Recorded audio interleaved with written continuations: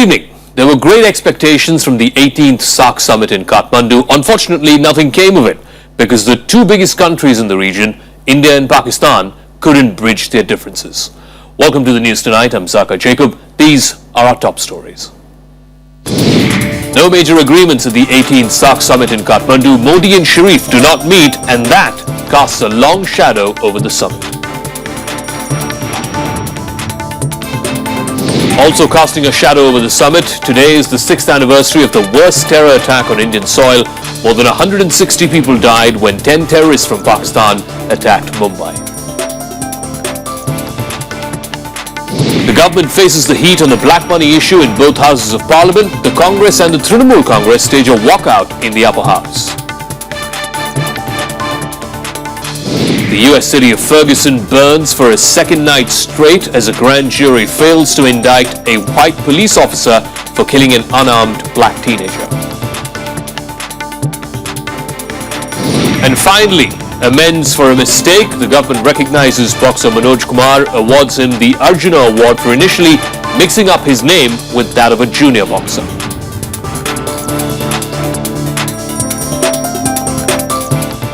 So our top story tonight, after all the hype and hoopla, the 18th SAARC summit in Kathmandu is fast turning out to be a rank failure. There were three agreements supposed to be the big outcomes of this particular summit on connectivity, on infrastructure and power. All of those three agreements did not come through after Pakistan pulled back support. On the other hand, the much expected meeting between both the Prime Ministers of India and Pakistan never happened either. Here's how the 18th SAARC summit in Kathmandu promised a whole lot, but eventually came off the wheels. Among us, the 18th SAARC summit is a failure. or some of us. After all the hype and hoopla generated in the run-up to the summit, it turned out to be a damn squib. Three pacts, one on road connectivity, the other on rail connectivity, and a third one on a regional power grid have all come unstuck. These three pacts were expected to be the showpiece outcomes of the summit, and this is despite the Prime Minister chiding the entire group to come together and act for the sake of their respective people. We have failed to move with the speed that our people expect and want. Is it because we are stuck behind the walls of our differences and hesitant to move out of the shadows of the past? This would not resolve our differences, but will certainly deprive us of opportunities. And once again, it's the two big countries, India and Pakistan, that are to blame. After raising the temperature on terror emanating from Pakistan so much, India boxed itself into a corner, leaving no scope of a meeting between both the Prime Ministers. Pakistan shot back by pulling its support from the showpiece agreements. Naturally, the opposition back home is mincing no words in criticizing the Prime Minister and his Pakistan policy. अगर समस्याएं हल करनी है India और पाकिस्तान के बीच में तो बातचीत तो होनी है, लेकिन अब ये रुझान अपना तो स्पष्ट करे भारत की सरकार आज की। एक तरफ से उनको आमंत्रण दिया, अपने मतलब स्वेरिंग इन सेरेमनी में बुला लिया, उसके बाद कहा कि बातचीत होगी, उसके बाद वो बातचीत को रद्द कर दी। Well, I think the SAARC summit is the most eloquent testimony of the failure of the foreign policy of the NDA BJP government. From inviting Nawaz Sharif to their swearing in, to not even acknowledging his presence, this government has come a full circle in exactly 6 months. But Prime Minister Narendra Modi did make some unilateral moves, a series of announcements for SAARC countries, from granting business visas for 3 to 5 years to immediate medical visa for people wanting treatment. But none of these token agreements will make up for the opportunity lost in Kathmandu. First, India decided not to hold bilateral talks with Pakistan while Prime Minister Modi met all the other heads of states. Then Pakistan blocked the way for three important connectivity agreements initiated by India, saying it is yet to complete the internal process. While this has certainly created some kind of disappointment in the Indian side, some experts are already calling the 18th SAARC summit a non-achiever. In Kathmandu, with camera person Manoj Kumar, Arfa Khanam Sherwani for Rajya Sabha Television. So what exactly went wrong after all the hype and hyperbole about the 18th SAARC summit, India reaching out, a new vision for South Asia? What exactly went wrong in Kathmandu? Arfa Khanam Sherwani is our correspondent. She's now joining us live here on the news tonight. So the Prime Minister today, after the summit, met individually, bilaterally, with 6 out of the 7 heads of government who had gathered there in Kathmandu, except the Prime Minister of Pakistan. Why didn't that meeting happen, and has that overshadowed the entire summit? No, actually, no official reasons were given to us that why exactly Prime Minister Narendra Modi and Nawaz Sharif did not meet. They did not hold the bilateral dialogue with each other, while Prime Minister Modi actually met all the other head of states of the SAARC group. The Pakistan side had the arguments in place. They said that since India was the one which called off the foreign secretary level meeting, so the onus was actually on India to initiate a dialogue. So this certainly worked as a dampener, and again the danger which we had earlier, that the summit should not be hijacked by the Indo-Pak relation. This was actually witnessed once again in the SAARC summit. And Alpha, there were supposed to be 3 big agreements that were supposed to be signed, the big outcomes of this summit, 1 on power, 2 on connectivity. None of it came through, apparently because Pakistan is opposed to it or hasn't completed the required processes for it. Does that render the entire summit itself a failure?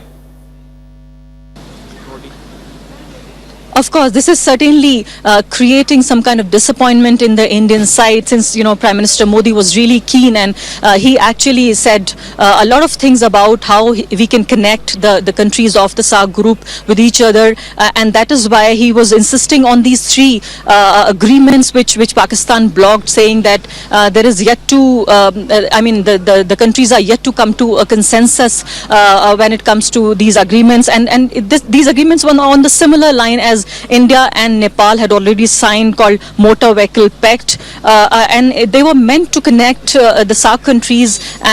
Sri Lanka was agreeing to it. Bangladesh has said it categorically that yes, it is in the interest of the SAARC countries, but Pakistan said that there has to be some internal process which should take place before these agreements are signed. Though we can hear that there's still some kind of an exercise going on to convince Pakistan that it should not come in the way, and Pakistani side is also saying that how India blocked the way of China. Remember, China is an observer in SAARC, and it is pushing for the membership for SAARC summit of SAARC group, but then it already works as an observer. But Pakistan is accusing that India is the one which is coming in the way of China becoming another member of the SAARC group. So you can certainly say that one hand India is saying that Pakistan has done this, blocked the way, which we can see in front of us, and Pakistan is also accusing India of not initiating dialogue, of coming in the way of China becoming a member. So you can see that the SAARC summit, 18 SAARC summit, is already heading towards a dead end, and we can already call it a failure or probably a non-achiever. And that's a shame, isn't it? 30 years after this organization came into existence, it is still punching well below its weight. It is still plagued by the 2 biggest countries in the region and the fact that they can't seem to put their differences aside and bridge the divide for the sake of the rest of the region. We will keep a tab on how the second day of the summit progresses. It's going to be tomorrow. Arfa will be joining us through the day here on Rajya Sabha TV. Meanwhile, some domestic news in Parliament. The Rajya Sabha today approved the proposal to shift the question hour in the upper house from 11 a.m. to noon. However, the suggestion of the Committee on Rules to schedule the calling attention motion to 5 p.m. that was not accepted. Instead, it's now been shifted to 2 in the afternoon. I shall first put the following motion to vote. The upper house on Wednesday approved the 13th report of Committee of Rules for change in timings of the business. Question hour will now be scheduled at 12 noon and the day's proceedings will start with 0 hour at 11 am. The motion was supported by various party members. ये जो व्यवस्था है उसमें उनको मौका मिलेगा और उस मौके का वो उपयोग कर सकते हैं। मैं इसी के साथ जो प्रस्ताव माननीय उपसभापति महोदय ने रखा है मैं उसका समर्थन करता हूं। 0 hour is also a place, 1 hour time which is available to the persons, to the members, honorable members, to say their daily issues which are of public importance. In our country only the 0 hour facility is there, privilege is there to the member that they raise very important, immediate public importance matter they can raise. However, members from Samajwadi Party and left opposed the change in question hour timings. अगर 11 बजे से 0 our कर देंगे तो ये 2 बजे तक चलेगा और क्वेश्चन आवर कभी नहीं हो सकता। We will have to be very realistic, very practical. So my point is, the question hour can be reverted back to 11 o'clock. सदन को एक्सपेरिमेंट का अगर अखाड़ा बनाया गया तो हम सबको पीड़ा होगी। कहीं न कहीं मैं इस मारे कह रहा हूँ कि इसके पहले भी सदन में इस नियम को बदला गया था, लेकिन उसके बाद फिर चेंज करके 11 बजे कर दिया गया। Some members also objected to shifting the calling attention motion to 5 p.m. CPI member P. Rajiv also moved an amendment in this regard. The calling attention, that is the opportunity for the members to raise very important issues. Then please allow to raise this issue calling attention at 2 to 3. The chairman of the Committee on Rules, P.J. Kurian, also agreed to the suggestion regarding the timing of calling attention motion. There is a point in what he has said in that amendment, that it is better to shift the calling attention. Now 5 is not come into force. Now it is from 12 to 1 to 2 to 3. The number of questions for oral answers has also been limited to 15. Question hour has been a frequent casualty of the disruptions. During the 15th Lok Sabha, only 12% questions were answered in the upper house and 10% in the lower house. Concerned over the wastage of time, the General Purpose Committee of the upper house, headed by Chairman Mohammad Hamid Ansari, decided on 11th August to swap the timings of question hour and 0 hour. Vishal Dahiya's report, Rajya Sabha TV. Also in Parliament today, the Delhi Police Special Establishment Amendment Bill 2014 was passed in the Lok Sabha. The bill that amends the law to appoint the CBI chief was opposed by the Congress party, the party alleging that the amendment was aimed at keeping the largest opposition party out of the selection process, a charge which the government denies. The discussion on the amendments to the Delhi Special Police Establishment Bill was continued in Lok Sabha on Wednesday after 0 hour. The Congress party alleged that the amendments have been brought in to keep the opposition parties out of the selection process. Salary and allowances of leaders of opposition in Parliament Act 1977. The leader in that house of the party in opposition to the government, having the greatest numerical strength. This is the definition. अगर इस definition को अगर आप मानते हैं तो आपको Delhi special police act establishment act को अमेंडमेंट करने की जरूरत नहीं। Parliamentary Affairs Minister Venkaiah Naidu assured the House that the government respects the opposition and the government just wants to keep the accountability of the CBI. Replying to the debate, Minister of State for Personnel Jitendra Singh said that the aim of the amendments was to simplify the selection process of the CBI chief. The government is always ready to accommodate opposition to the extent possible, taking their views, whatever rational approach you adopt, we are ready to take those views into consideration and make changes. All that is being submitted is to supplement the honorable members' concern for upholding the credibility of the CBI and for making the process of the appointment of the CBI director more transparent, more smooth and more facilitated. An amendment moved by BJD's Tathagat Satpathy was rejected, after which the Delhi Special Police Establishment Amendment Bill 2014 was passed in Lok Sabha. The bill may be passed. The bill provides for the leader of the largest opposition party to be included in the selection committee in case a leader of opposition is not appointed. The committee has the Prime Minister and the Chief Justice of India as its other members. With Pranav Goswami, Bureau Report, Rajya Sabha TV. Meanwhile, the government came under attack, and a blistering one of that, from the opposition in both houses of the parliament on the issue of black money. Replying to a short-duration discussion in the upper house, Finance Minister Arun Jaitley said that the identity of 427 account holders has been established, 250 of whom have admitted to having accounts. The Congress and the TMC, though, after launching that attack, staged a walkout from the house. Initiating the short-duration discussion on black money in the upper house on Wednesday, Deputy Leader of Congress Anand Sharma criticized the government for misleading the country on the issue and failing to fulfill the promises made during BJP's election campaign. This country was first misled and the perception was built up. That the change of regime and the change of person certainly will bring a magical turnaround. And the same Prime Minister who has said this on YouTube, speeches are many, the same Honorable Prime Minister of India says कि मुझे तो पता ही नहीं कितना पैसा है, कहां है। ये कहा ना, अभी कहां है? पहले सब कुछ पता था, अब कुछ नहीं पता। Members from other parties also accused the government of not doing enough to bring back black money stashed abroad and making false promises. काम चलने वाला इस बात से है कि आप कितना पैसा ला रहे हैं, कैसे ला रहे हैं, क्या कर रहे हैं। अरे कुछ लोगों को दंडित करिए, कुछ लोगों के खिलाफ कार्रवाई कीजिए, कुछ तो कीजिए जो लोगों को लगे कहां कुछ कर रहे हैं। You have no intention of bringing this money back. You're on PMO. You made some promises. That's why no more PM. You are now BM. You are a bluff master.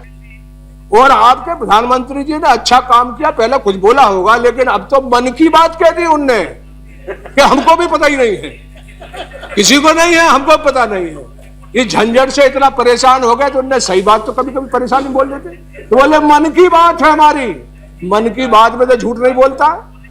और इतना ही नहीं, तो भारतीय जनता पार्टी ने लोकसभा चुनाव के दौरान तो समय सीमा भी तय कर दी थी कि जब भारतीय जनता पार्टी पावर में आ जाएगी तो 100 दिनों के अंदर ये काम पूरा कर दिया जाएगा। 100 दिनों के अंदर ये पैसा तो देश की जो गरीब जनता उनके खातों में 15-20 लाख के हिसाब से भेज दिया जाएगा।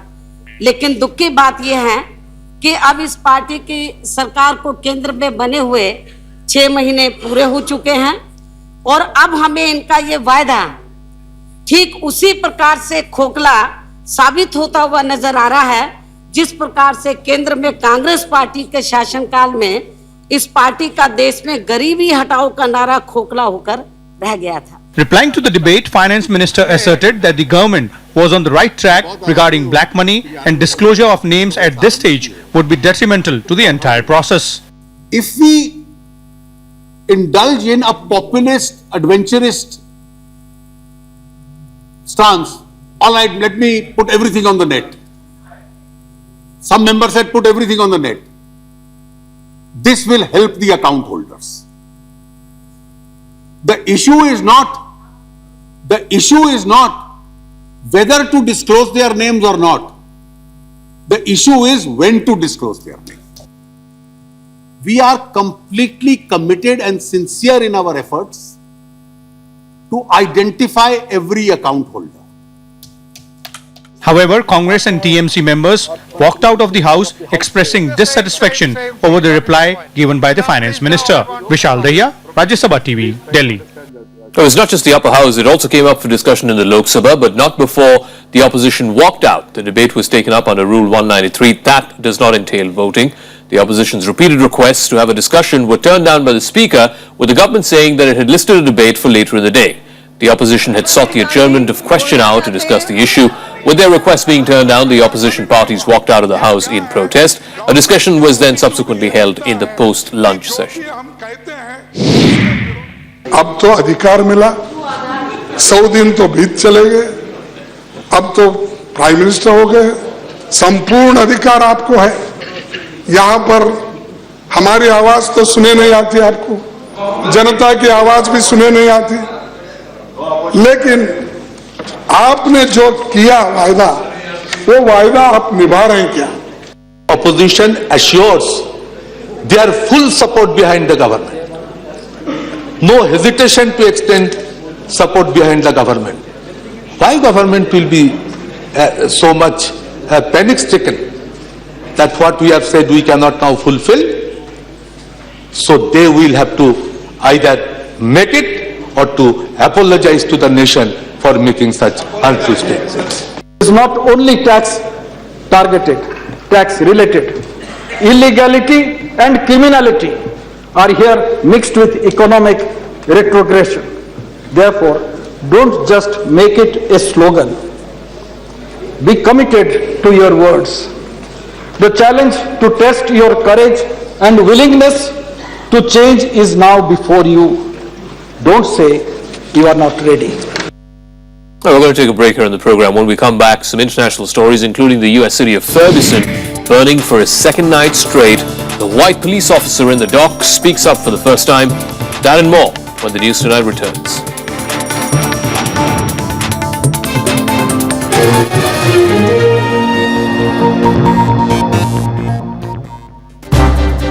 Hello and welcome to our special program, To The Point. Change is the law of nature. So therefore the younger leadership must come.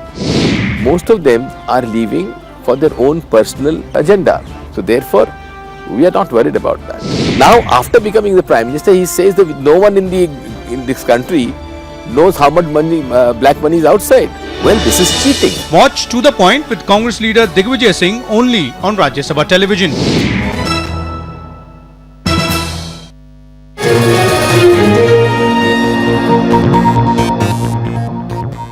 Welcome back. This is the News Tonight. On the 6th anniversary of the 26/11 Mumbai attacks, Home Minister Rajnath Singh raked up the slow progress of trial in Pakistan to try and nail the perpetrators of this attack. Paying tributes to the martyrs, Rajnath Singh appealed to Pakistan to expedite the trial. An anti-terrorism court in Pakistan is conducting a trial against 7 accused in this case. It includes LET Operations Commander Zakir Rahman Lakhvi, and it has happened for the last many years now without any substantial outcome. JUD Chief Hafiz Saeed, who is the alleged key conspirator in this case, was given a clean chit by the Pakistani authorities. 26/11 की घटना के जो मुलजिम थे उनकी विरुद्ध कार्रवाई करनी चाहिए थी, पाकिस्तान सरकार ने नहीं किया। हम लोगों ने फैसला किया है कि पाकिस्तान के ऊपर हम एक डिप्लोमेटिक प्रेशर हम बिल्डअप करेंगे ताकि 26/11 के जो आरोपी हैं उनके विरुद्ध कार्रवाई की जाए और उन्हें भारत को हैंडओवर किया जाए। The Chief Minister of Tripura, Manik Sarkar, staged a sit-in here in Delhi to protest the alleged steps taken by this government to dilute the Mahatma Gandhi National Rural Employment Guarantee Scheme. He says by limiting MNREGA to just 200 villages, it will be detrimental to the scheme itself. CPM MPs raised that issue in Parliament. Tripura tops the list of states that have implemented Manrega successfully. In the rural areas of the state, at least 88 days of work is given to the people per year. The state government now alleges that the union government has cut down the budget for the scheme. Only 600 crore rupees has been given to the state for Manrega against a requirement of 1400 crore rupees. This program, attack on this program means attack on the poorest of the poor people of our country, attack on livelihood, attack on rights of food, etc. All these things. So this cannot be considered, this cannot be supported. The issue was also raised by CPM MPs in Parliament. कोई विरोध करे अलग बात है, लेकिन ये भी ठीक नहीं है कि 200 जिलों तक सीमित करने की कोई बात है, ऐसी कोई बात नहीं है। Manik Sarkar's sit-in protest found support from various quarters, including JDU Chief Sharad Yadav and Congress leader Manishankar Iyer. पश्चिम बंगाल की सरकार ने पूरा अपने असेंबली में एक प्रस्ताव पास कर दिया है कि वो नरेगा को हाथ नहीं लगाने देंगे। अभी त्रिपुरा ने कर ही दिया है और आपके यहाँ पे कर्नाटक में भी ये सुन रही हूँ कि ये होने वाला है। बिहार की सरकार ने लिख दिया है। तो ये चीज़ सरल नहीं है, क्योंकि आप जब इतने करोड़ लोगों के घर में आपने थोड़ी सी खुशहाली दिखा दीजिए, फिर उसको हटाना बहुत मुश्किल है और ये राजनीति है। The focus of all speakers was on looking at the act as a right of the poor. Manrega is also viewed as an important tool to stop exodus from villages and fight malnutrition. Shyam Sundar's report for Rajya Sabha TV. Let's get you more national news in Nationwide. 5 months after she quit the DMK, actor politician Khushbu today joined the Congress. The Southern star was officially inducted at the Congress headquarters in Delhi. She had joined the DMK back in 2010 when the party was in power in Tamil Nadu. Her joining the Congress is seen as a small boost for the party, which is, for all practical purposes, been reduced to a marginal player in Tamil Nadu politics. The CBI today questioned former Assam Health Minister Himanta Biswa Sharma in connection with the Sharda chit fund scam. He was questioned for his proximity with the Sharda Group owner Sudipta Sen. He is also expected to be questioned about his alleged role in allowing Sharda to spread its network in Assam and his alleged involvement in business activities with the group. In order to contain the spread of bird flu, culling of ducks and chicken began today in some of the affected districts in Kerala. Over 1.5 lakh birds, most of them ducks, will have to be killed in the coming days in the affected areas of Alappuzha and Pathanamthitta. A 3-member central team of experts is also visiting affected areas to draw up a report on the situation. Huge reprieve for Vodafone in one of the tax cases against the telecom company. The government today decided not to appeal in the Supreme Court against Vodafone in a tax case worth 3,200 crores. The company earlier won the case in the Bombay High Court. It was accused of underpricing shares of a subsidiary in a rights issue.